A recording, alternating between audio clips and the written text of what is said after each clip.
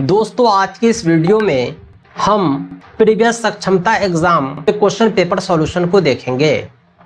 26 फरवरी 2024 को second shift में जो प्रश्न पूछे गए थे सामान्य अध्ययन से, हम उन प्रश्नों को सॉल्व करेंगे। आइए हम शुरुआत करते हैं आज के सेशन की, लेकिन उनसे पहले आपसे एक रिक्वेस्ट है कि हमारे चैनल को सब्सक्राइब करें, क्योंकि इस तरह के इम्पोर्टेंट वीडियोस आपको आगे भी मिलेंगे। अगर आप सक्षमता एग्जाम का complete previous question paper solution चाहते हैं तो आप हमसे संपर्क करके इसे हासिल कर सकते हैं। प्रीवियस क्वेश्चन पेपर सॉल्यूशन के साथ साथ आप हमारे कंप्लीट पीडीएफ प्रिंटेड नोट्स भी प्राप्त कर सकते हैं, जिसमें टॉपिक वाइज नोट्स के साथ साथ ऑब्जेक्टिव क्वेश्चन कलेक्शन भी इंक्लूड है। साथ ही साथ हम online computer based test provide करते हैं ताकि आप एग्जाम से पहले एग्जाम जैसा प्रिपरेशन कर सके। हमारे सीबीटी टेस्ट से आपको बेहतर प्रैक्टिस का अनुभव प्राप्त होगा और हमारे क्लासेज भी आपको एग्जाम तक मिलते रहेंगे। सब कुछ प्राप्त करने के लिए आप हमसे संपर्क करें 7631314948 पर। इस नंबर पर आप कॉल भी कर सकते हैं, व्हाट्सएप भी। ध्यान रहे मेरा कोई दूसरा नंबर नहीं है। आइए हम शुरुआत करते हैं आज के सेशन की और सॉल्व करते हैं सामान्य अध्ययन के प्रश्नों को जो 26 फरवरी 2024 सेकंड शिफ्ट में पूछे गए थे। दोस्तों अभी जो आप स्क्रीन पर देख रहे हैं ये ऑफिशियल क्वेश्चन पेपर है जो सक्षमता परीक्षा में सम्मिलित हुए कैंडिडेट ने आंसर की प्राप्त करते समय डाउनलोड किया था। इसमें करेक्ट आंसर, कैंडिडेट आंसर सब कुछ दिया हुआ है। पहला प्रश्न जो पूछा गया था जिसका क्वेश्चन आईडी 6631 है, ये मैथमेटिक्स का क्वेश्चन था। वो क्वेश्चन ये है कि 40 विद्यार्थियों की एक कक्षा में 20% लड़कियां हैं, कक्षा में कितने लड़के हैं। जब भी प्रतिशत की बात आए तो हम 100 पर कैलकुलेट करते हैं। जब 20% लड़कियां हैं तो लड़के कितने हो गए 80%, क्योंकि 80 20 100 होता है। कुल विद्यार्थी कितने हैं 40। हम 40 का 80% निकालेंगे तो हमें पता चल जाएगा कितने लड़के कक्षा में अवेलेबल हैं। प्रतिशत निकालने के लिए हम जो है 40 गुने 80/100 लिखेंगे।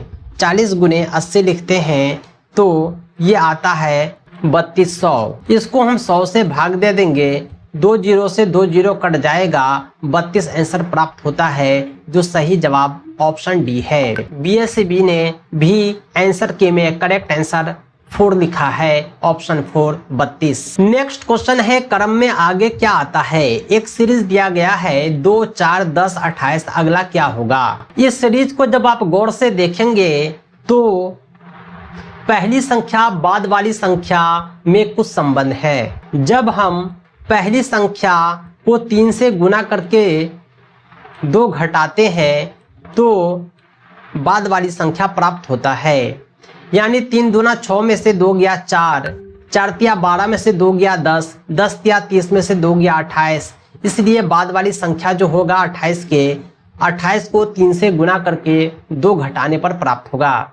जब आप 28 को 3 से गुना करके 2 घटाएंगे तो आपको 82 प्राप्त होगा। 28 तिया 84 होता है, इसमें से 2 घटाते हैं तो 82 आता है, ऑप्शन 4 जो है करेक्ट है। अगला क्वेश्चन है 6633, क्वेश्चन आईडी कह रहा है कि पी और क्यू एक काम को 12 दिनों में कर सकते हैं, क्यू और आर एक काम को 15 दिनों में कर सकते हैं, आर और पी एक काम को 20 दिनों में कर सकते हैं, क्यू अकेले पूरा कार्य कितने दिनों में करेगा। इसे सॉल्व करने के लिए सबसे पहले सभी को जोड़ेंगे, उसके बाद 2 को घटाएंगे।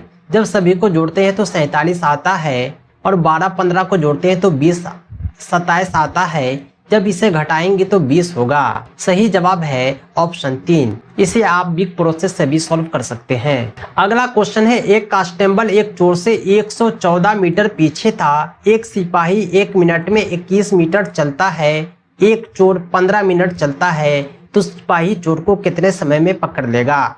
यहाँ जो स्पीड का डिफरेंस है वो 21 - 15 यानी 6 मीटर का डिफरेंस है। 1 मिनट में 6 मीटर का डिफरेंस आता है। 114 मीटर कितने मिनट में कवर होगा, इसे आप 6 से भाग दे करके सही आंसर प्राप्त कर सकते हैं। जब 114 को 6 से भाग देंगे तो आपको 19 प्राप्त होता है। सही जवाब हो जाएगा ऑप्शन 1। अब बढ़ते हैं नेक्स्ट क्वेश्चन की तरफ। क्वेश्चन ID 6635 है। एक मिश्र धातु में तांबा और जस्ता का अनुपात 7:6 दिया हुआ है। यदि 1450 ग्राम जस्ता 14 किलो 300 ग्राम मिश्र धातु में मिलाया गया तो तांबा जस्ता का अनुपात क्या होगा। यहाँ पे जस्ता का जो अनुपात है 6 है, जो 1450 ग्राम के बराबर है, और तांबा प्लस जस्ता का जो अनुपात है वो 14 किलो 300 ग्राम यानी 14,300 ग्राम के बराबर है। 14,300। इसमें तांबा भी है, जस्ता भी है, यानी इसका वैल्यू हो जाएगा 7 + 6 13। इसे हम भाग दे करके प्राप्त कर सकते हैं एक अनुपात का वैल्यू। 13 एकम 13, 13 एकम 13, 00। ये जो वैल्यू आता है वो एक अनुपात का आता है। तांबा 7 अनुपात है तो 7 से गुना करेंगे, जस्ता 6 अनुपात है तो 6 से गुना करेंगे। उसमें इस 1450 को जोड़ने के बाद अगेन अनुपात निकालेंगे तो आपका आंसर 0.9326 आएगा, जो करेक्ट आंसर है। नेक्स्ट क्वेश्चन है 6400 रुपए की राशि 10% प्रति वर्ष से तिमाही चक्रवृद्धि ब्याज दर पर 6,724 रुपया हो जाती है। समय अवधि ज्ञात कीजिए। जब दर तिमाही लग रहा हो तो हम दर को 3 से गुना कर देंगे, 30% हो जाएगा, और समय का वैल्यू जो है 1/3 हो जाएगा। अब आप फॉर्मूला पुट कीजिए और इस क्वेश्चन को सॉल्व कीजिए। चक्रवृद्धि ब्याज का फॉर्मूला होता है CI बराबर P × में 1 + R/100 पे पावर T - P। इस फॉर्मूले में जब आप क्वेश्चन को सॉल्व करेंगे तो आपका आंसर 1/2 वर्ष आ जाएगा। अगला क्वेश्चन है निम्नलिखित में कौन सा राज्य बांग्लादेश के साथ सीमा नहीं बनाता है। यहाँ पे 4 ऑप्शन है, मेघालय, त्रिपुरा, मणिपुर, मिजोरम। बांग्लादेश के साथ मेघालय की सीमा लगती है, त्रिपुरा की सीमा लगती है, मिजोरम की सीमा लगती है, लेकिन मणिपुर की सीमा बांग्लादेश से नहीं लगती है। नक्शे में आप स्पष्ट रूप से देख रहे होंगे, यानी करेक्ट आंसर है मणिपुर। मणिपुर की सीमा बांग्लादेश से नहीं लगती है। अगला क्वेश्चन है निम्नलिखित के अनुसार अणुओं की गतिज ऊर्जा सीधे अनुपातिक होती है। अणुओं की जो गतिज ऊर्जा होती है तापमान के अनुपातिक होती है। अगला क्वेश्चन है किसी गतिशील वस्तु के लिए विस्थापन और दूरी का संख्यात्मक अनुपात होता है।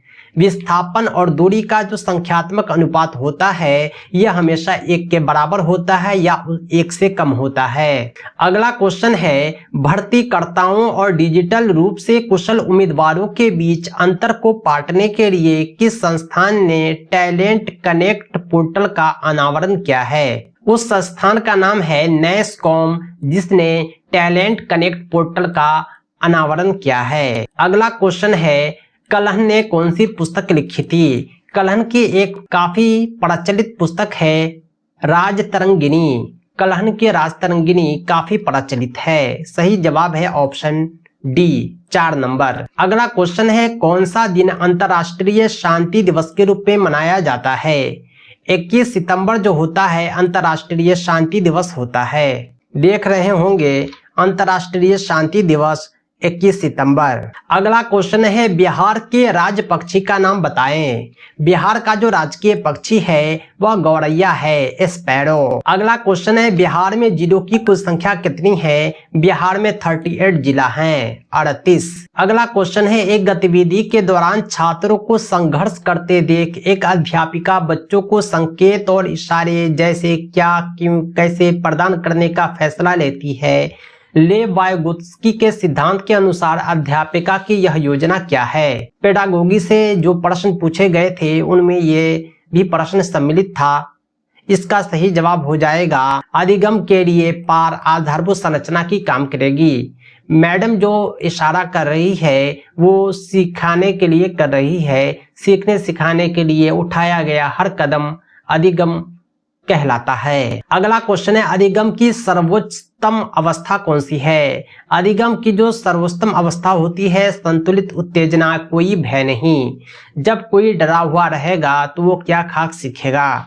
यानी संतुलित उत्तेजना होनी चाहिए। बच्चा एक्साइटेड भी हो लेकिन संतुलन में हो, तभी वो सीख पाएगा। अगला क्वेश्चन है, निम्नलिखित में कौन सा भाव नहीं है, यानी इमोशन।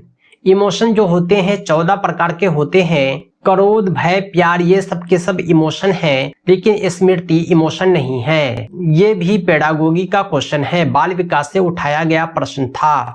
लॉरेंस कोहलबर्ग के नैतिक तर्क के किस स्तर पर बच्चे आमतौर पर मानते हैं कि लोगों को समाज की अपेक्षाओं पर खरा उतरना चाहिए और अच्छे तरीके से व्यवहार करना चाहिए?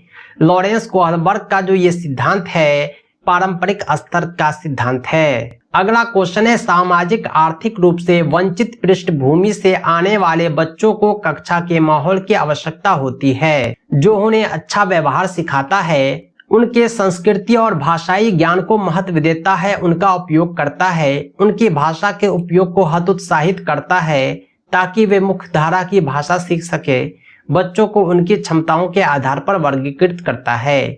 सही जवाब हो जाएगा उनके सांस्कृतिक और भाषाई ज्ञान को महत्व देता है तथा उनका उपयोग करता है। अगला क्वेश्चन है, कक्षा में सृजनात्मक और प्रतिभाशाली बच्चों के लिए आवश्यक हस्तक्षेप निर्भर करता है। कक्षा में जो क्रिएटिव बच्चे होते हैं उनके लिए आवश्यक हस्तक्षेप किस पर निर्भर करता है? वह शिक्षक द्वारा अनुकूलित और प्रेरक निर्देशन तरीकों के उपयोग पर निर्भर करता है। कक्षा के बच्चे को हम डिस्टर्ब कर सकते हैं, लेकिन इस तरह डिस्टर्ब करेंगे जो उनके लिए प्रेरणा का स्रोत बन जाए। अगला क्वेश्चन है, जर्मन में नाजी पार्टी के नेता कौन थे? जर्मन में जो नाजी पार्टी के नेता थे वो एडोल्फ हिटलर थे। इनका ताल्लुक जर्मनी से है। अगला क्वेश्चन है, संघ सूची में उल्लिखित विषयों में संबंधित कानून कौन बना सकता है? सूची 3 प्रकार के होते हैं, संघ सूची, राज्य सूची, समवर्ती सूची। संघ सूची में जो उल्लिखित विषय होते हैं उस पर कानून बनाने का अधिकार केवल और केवल केंद्र सरकार को होता है। राज्य सूची में जो विषय होते हैं उस पर राज्य सरकार कानून बनाता है। समवर्ती सूची में राज्य सरकार केंद्र सरकार दोनों बनाता है। क्वेश्चन के अकॉर्डिंग सही जवाब है ऑप्शन 3। अगला क्वेश्चन है, वह व्यक्ति जो पुरुषों और महिलाओं के लिए समान अधिकारों और अवसरों में विश्वास करता है उसे क्या कहते हैं? पुरुष और महिला को समान अधिकार दिलाने वाला व्यक्ति नारीवादी कहलाता है, फेमिनिस्ट। पितृसत्ता का मतलब होता है जहां पुरुष को ही अधिकार मिले, महिला को कोई अधिकार न मिले। जाति पदानुक्रम का मतलब होता है अधिकार जाति के आधार पर मिले। सामाजिक परिवर्तन का मतलब होता है समाज में बदलाव। अगला क्वेश्चन है, भारत का सबसे उत्तरी बिंदु है।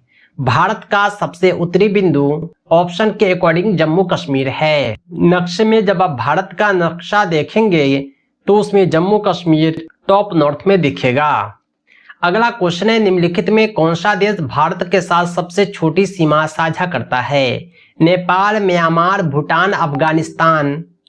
इन सबकी सीमा भारत से लगती है, लेकिन अफगानिस्तान का काफी कम एरिया भारत के साथ टच करता है, क्योंकि अफगानिस्तान जो है पाकिस्तान के बाद है, बहुत ही कम एरिया टच करता है, इसलिए अफगानिस्तान की सीमा भारत के साथ सबसे छोटी है। अगला क्वेश्चन है, निम्नलिखित में किनके द्वारा इंडियन एसोसिएशन की स्थापना की गई?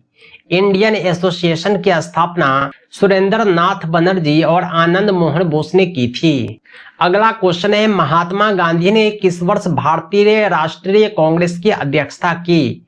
महात्मा गांधी ने 1924 के बेलगांव अधिवेशन में भारतीय राष्ट्रीय कांग्रेस की अध्यक्षता की थी। अगला क्वेश्चन है, भारतीय राष्ट्रीय कांग्रेस की स्थापना कब हुई? भारतीय राष्ट्रीय कांग्रेस की स्थापना 28 अक्टूबर 1885 ईस्वी को होती है।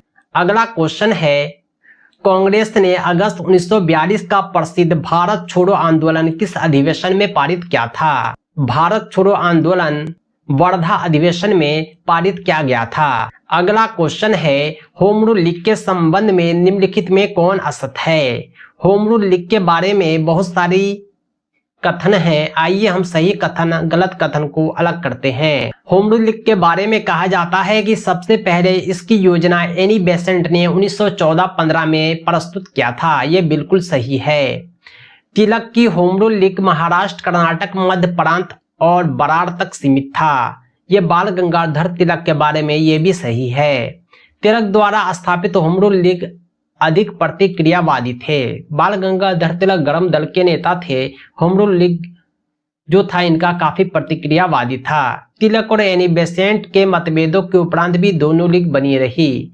ये गलत है, यानी क्वेश्चन के अकॉर्डिंग सही ऑप्शन होगा ऑप्शन 4। अगला क्वेश्चन है, जालियांवाला बाग हत्याकांड के पूर्व कांग्रेस के किस नेता की गिरफ्तारी हुई थी? जालियांवाला बाग हत्याकांड जो हुआ था उससे पूर्व कांग्रेस के सैफुद्दीन किचलू नेता की गिरफ्तारी हुई थी। इसी गिरफ्तारी के विरोध में जालियांवाला बाग में मीटिंग चल रही थी और जनरल डायर ने गोलियां चलवाई थी। अगला क्वेश्चन है, अमृतसर में किस महिला मिशनरी को भीड़ द्वारा हिंसा का शिकार बनाया गया था? आजादी की लड़ाई के समय का ये क्वेश्चन है। मर्सिला शेरवुड को सही ऑप्शन है। अगला क्वेश्चन है, भीमराव अंबेडकर के साथ कांग्रेस और गांधी जी ने कौन सी संधि की थी?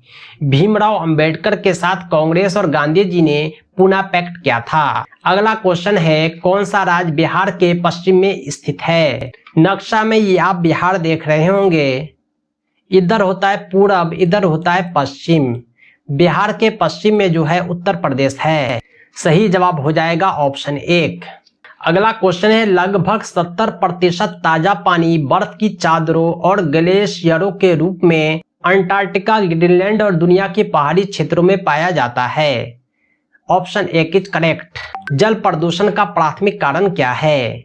जल जो गंदा होता है इसका प्राथमिक कारण है मानव गतिविधि। पौधे से जल गंदा नहीं होता, पशुओं से जल गंदा नहीं होता, बल्कि इसे मानव गंदा करता है। ह्यूमन एक्टिविटी के कारण जल गंदा होता है, जल प्रदूषण होता है। नेक्स्ट क्वेश्चन है, खरीफ फसलें देश के विभिन्न हिस्सों में मानसून की शुरुआत के साथ उगाई जाती है। इनकी कटाई कब की जाती है? खरीफ फसल की जो बुआई होती है वो मार्च अप्रैल में होती है और सितंबर अक्टूबर में काटी जाती है। फसल 4 प्रकार के होते हैं, खरीफ, रबी, जायद। अगला क्वेश्चन है, कर्नाटक में बल्लारी, चित्रदुर्ग, चिकमंगलुरु, तुमकुरु बेल्ट में विशाल क्षेत्र है। ये सब जो क्षेत्र है यहाँ काफी लौह अयस्क पाया जाता है। अगला क्वेश्चन है, पहली जूट मिल की स्थापना कहाँ हुई थी? पहली जूट मिल की स्थापना कोलकाता में की गई थी। दोस्तों ये थे सामान्य अध्ययन के प्रश्न जो सक्षमता परीक्षा में 26 फरवरी 2024 को सेकंड शिफ्ट में पूछे गए थे। समान विषय के प्रश्न हम नेक्स्ट वीडियो में कवर करेंगे। आज के लिए इतना ही, हम मिलते हैं नेक्स्ट वीडियो में अगले सीरीज के साथ। थैंक्स फॉर वॉचिंग, बहुत बहुत धन्यवाद। दोस्तों अगर आप BSAB कॉम्पिटेंसी टेस्ट में सम्मिलित होने वाले हैं तो सेकंड फेज सक्षमता प्रिपरेशन के लिए आप हमसे संपर्क करें और पाठ्यक्रम आधारित कंप्लीट PDF प्रिंटेड नोट्स प्राप्त करके अपनी सफलता सुनिश्चित करें। हमारे नोट्स में सक्षमता एग्जाम के पिछले सभी प्रश्न पत्र भी इंक्लूड हैं। साथ में आपको लाइव क्लास और ऑनलाइन मॉक टेस्ट भी मिलेगा और परीक्षा तक आपकी तैयारी होगी। तो देर किस बात की, अभी संपर्क करें 7631314948 पर। इस नंबर पर आप कॉल भी कर सकते हैं और व्हाट्सएप भी। आइए शुरुआत करते हैं हम आज के कक्षा की।